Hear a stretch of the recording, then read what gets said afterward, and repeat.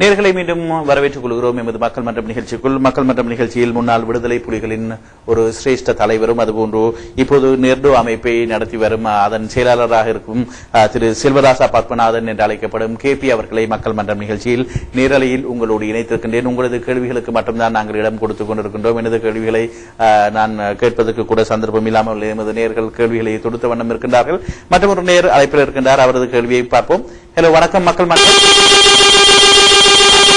அவரது தொடர்பில் மற்றொருவர் அழைக்கின்றார். அவரை இணைத்துக் கொள்வோம் நிகழ்ச்சியில். ஹலோ, வணக்கம் மக்கள் மன்றம்.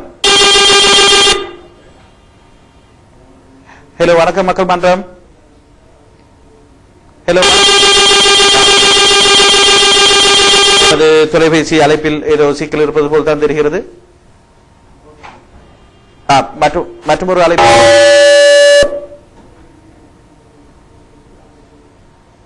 சரி, பரவாயில்லை. அப்படியானால் நான் ஒரு கேள்வியை உங்களிடம் கேட்கின்றேன். எனக்கு சந்தர்ப்பம் அளித்திருக்கிறது போல் தெரிகிறது தொழில்நுட்பம். இப்போது இந்த நெர்டோ அமைப்பின் மூலம் உங்களது இந்த கடந்த கால விடயங்களில் பலதரப்பட்ட சந்தேகங்கள் இருக்கிறது, மக்களுக்கு சந்தேகங்கள் இருக்கிறது, எனக்கு சந்தேகங்கள் இருக்கிறது. அந்த சந்தேகங்கள் எல்லாவற்றையும் கலைந்துவிட்டு இப்போது நீங்கள் இந்த நெர்டோ அமைப்பை ஆரம்பித்திருக்கின்றீர்கள். கடந்த கால விடயங்களை பார்த்துவிட்டு பார்த்தால் உண்மையிலே எனக்கு இந்த நெர்டோ அமைப்பின் மீது உண்மையிலேயே ஒரு மிக சந்தோஷமான ஒரு விடயம். நானும் உங்களது அந்த ஒட்டி சுட்டான் அன்பு இல்லம் திறப்பு விழாவுக்கு நான் வருகை தந்திருந்தேன். இந்த விடயங்கள் மூலம், அதாவது நான் எனது தனிப்பட்ட ரீதியில் நான் நினைத்தேன், யுத்தம் முடிந்த போது, யுத்தம் முடிவுற்றதன் பிறகு புலம்பெயர் சொந்தங்கள் பாரிய அளவில் எமது மக்களுக்கு, இந்த யுத்தத்தால் பாதிக்கப்பட்ட மக்களுக்கு அவர்கள் பொருள் உதவிகளை வழங்கி இவர்களது நல்வாழ்வுக்கு உதவுவார்கள் என்று உண்மையில் நான் நம்பினேன். ஏனென்றால் அவர்கள் கடந்த காலங்களில் யுத்தத்துக்கு என்று வாரி வாரி வழங்கியவர்கள். ஆனால் இப்போது இருக்கும் நிலையை பார்த்தால் நீங்களே மிகவும் ஒரு கஷ்டமான நிலையில் தான் அந்த அன்பு இல்லத்தை நீங்கள் நடத்துவதாக நான் பார்த்தேன். ஏனென்றால் நான் பார்த்தபோது அப்படித்தான் தெரிந்தது. அங்கிருக்கும் வசதிகள் உண்மையிலேயே நீங்கள் அனைத்து வசதிகளையும் செய்திருக்கின்றீர்கள். என்றாலும் இதைவிட அதிகமான வசதிகளை நாங்கள் செய்து கொடுக்க முடியும். எமது புலம்பெயர் சொந்தங்கள் அந்த உரிய அதற்கான ஒத்துழைப்பை தந்திருந்தால் உண்மையிலேயே ஏன் எமது புலம்பெயர் சொந்தங்கள் இந்த மக்களுக்கு உதவுவதை பின்னிக்கின்றார்கள்? அவர்களுக்கு இருக்கும் சந்தேகம் தான் என்ன? இந்த போர் நடந்து முடிந்த பின்பு நாம் ஒரு உண்மையை ஏற்றுக்கொண்டாக வேண்டும். போரில் தோற்றுவிட்டோம். புலிகள் அமைப்பு தோற்று போய்விட்டது. இந்த புலிகள் அமைப்பு உண்மையில் செயலிழந்து விட்டது. இந்த உண்மையை ஏற்றுக்கொண்டு நாம் அடுத்த கட்டத்திற்கு நகர வேண்டும். உதாரணமாக ஒரு வீட்டில் ஒரு சாவீடு விழுந்தால் அதற்கு செய்ய வேண்டிய காரியங்களை செய்துவிட்டு அடுத்த கட்டத்துக்கு நகர்வதுதான் வழக்கம்.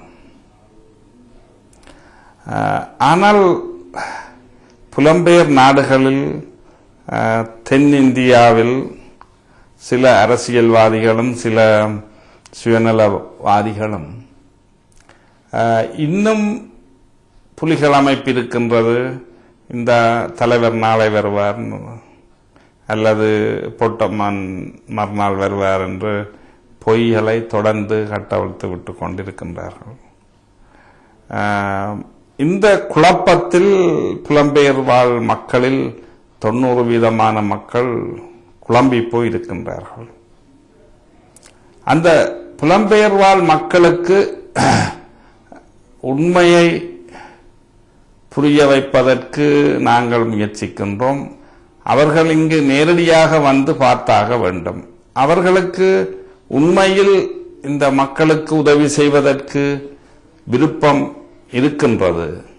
ஆனால் அவர்களை இந்த உதவிகளை செய்யாது தடுப்பதற்கு ஒரு கூட்டம் வெளிநாடுகளில் தொடர்ச்சியாக முயற்சிக்கின்றார்கள்.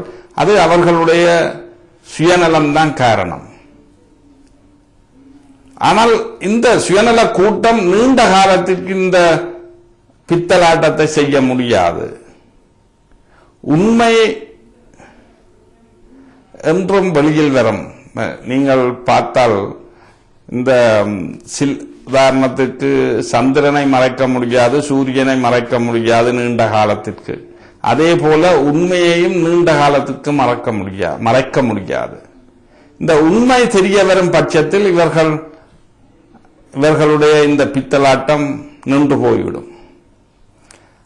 அதன் காரணமாகத்தான் உண்மையில் இந்த மக்களுக்கு கிடைக்க வேண்டிய உதவிகள் தடைப்பட்டிருக்கின்றது.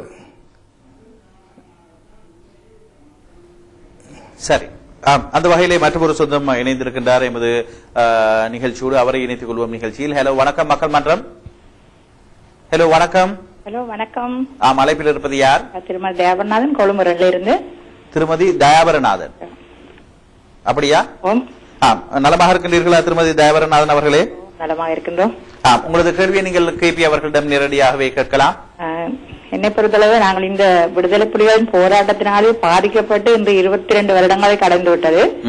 அந்த நிலையிலே இப்ப அதாவது போராளிகளின் ஒரு முக்கிய தலைவர், அந்த போராட்டத்தை முன்னெடுத்து சென்ற ஒரு தலைவர் அவர் கைது செய்யப்பட்டாரா அல்லது சரணடைந்தார் என்ற கேள்விகள் இங்க கேட்கப்பட்ட வேளையிலே என்னை பொறுத்தவரை போராளிகள், எந்த நாட்டிலும் போராளிகள் என்று சொல்லும் பொழுது கைது செய்யப்படும் போது அவர்கள் தங்கள் உயிரை மாய்த்துக் கொள்வதுதான் அவரது முதலாவது அந்த சத்திய பிரமாணம் மாதிரி.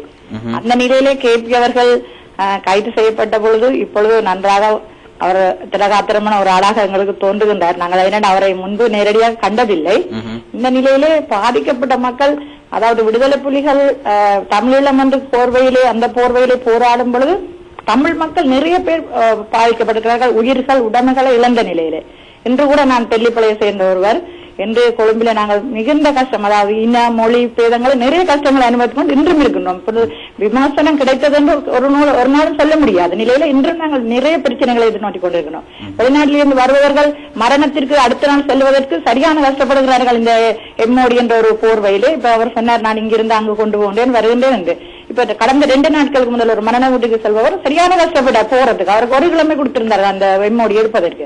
இந்த நிலையில மக்கள் இன்னும் என்னை பொறுத்தவரை இன்னும் நிறைய பாதிப்புகளை சந்தித்துக் கொண்டிருக்கிறார்கள். இந்த வகையில் நான் அதை நடந்ததை அதை விட்டுட்டு இப்பொழுது இந்த இல்லம் ஒன்று தொடங்கி இருப்பதாக நாங்கள் இப்பொழுது உங்கள் தொலைக்காட்சி டான் தொலைக்காட்சி நல்ல சேவையை செய்து கொண்டிருக்கிறது. அந்த வகையில தான் நாங்கள் இப்பொழுது அவரை நேரடியாக கூட பார்க்கின்ற சந்தர்ப்பம்.